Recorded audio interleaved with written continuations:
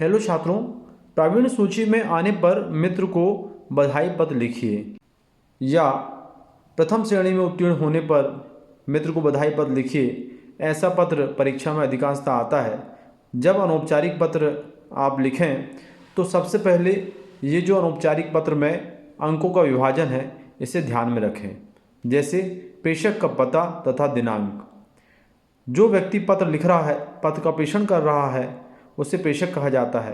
और जिस तारीख को पत्र लिखा जाता है उसका दिनांक उल्लेख करना होता है। इन दोनों में 1 अंक होता है। दूसरा, संबोधन तथा अभिवादन।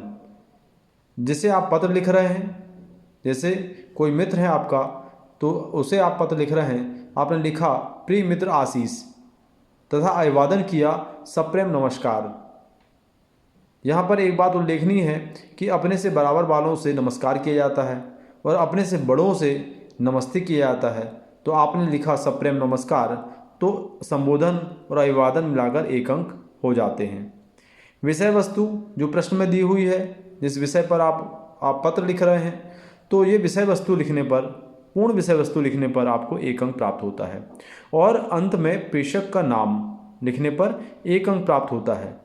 छात्रों, ये जो अंक विभाजन है ये कक्षा 10वीं के मॉड्यूल के आधार पर आपको बताया जा रहा है। आइए हम शुरू करते हैं पत्र। सबसे पहले हमने लिखा है पता, वार्ड क्रमांक 10, सिवनी, मध्य प्रदेश। आप इसमें अपना एड्रेस, पता लिख सकते हैं। फिर देखें, जिस तारीख को पत्र लिखा जा रहा है उस तारीख का यहाँ पर उल्लेख किया गया है, जैसे 14/9/2024। फिर हमने ये दोनों लिखने से, पता और दिनांक लिखने से आपको 1 अंक प्राप्त हो जाते हैं। फिर हमने लिखा प्रिय मित्र आशीष, यानी हमने क्या लिखा, संबोधन। और इसके बाद हमने लिखा सप्रेम नमस्कार। और यहाँ पर हमने देखिए पूर्ण विराम लगाया है। कई बार संबोधनवाचक चिन्ह भी लगाया जाता है, लेकिन पूर्ण विराम लगाना ज़्यादा अच्छा है, माना गया है। तो सप्रेम नमस्कार, यहाँ पर हमने जो अभिवादन किया, संबोधन और अभिवादन दोनों मिलाकर यहाँ पर 1 अंक प्राप्त हो जाते हैं। इस तरह से 2 अंक आसानी से मिल जाते हैं। फिर हमने लिखा मैं यहाँ सकुशल हूँ तथा ईश्वर से आपकी सकुशलता की कामना करता हूँ। ये बहुत अच्छा वाक्य है, सेंटेंस है। आप हर अनौपचारिक पत्र में इतनी बातें यहाँ तक लिख सकते हैं कि मैं यहाँ सकुशल हूँ तथा ईश्वर से आपकी सकुशलता की कामना करता हूँ। आज आपका नाम प्रावीण्य सूची में आने के समाचार को सुनकर मैं अत्यंत प्रसन्न हूँ।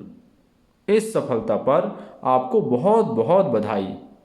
मुझे पूरा विश्वास है कि आगे भी तुम कड़ी मेहनत कर सफलता प्राप्त करोगे। आपके माता पिता को मेरा प्रणाम। और अंत में आपने लिखा आपका मित्र राजू। आपका जो भी मित्र है उसे लिख सकते हैं। परीक्षा की दृष्टि से यहाँ पर आपका मित्र आबा सा ऐसा भी लिखा जा सकता है। छात्रों, इस प्रकार अंकों को ध्यान में रखकर यदि हम अनौपचारिक पत्र लिखें तो निश्चित रूप से कोई भी पत्र आए आपसे बनेगा और आपको पूरे में से पूरे अंक प्राप्त होंगे। धन्यवाद।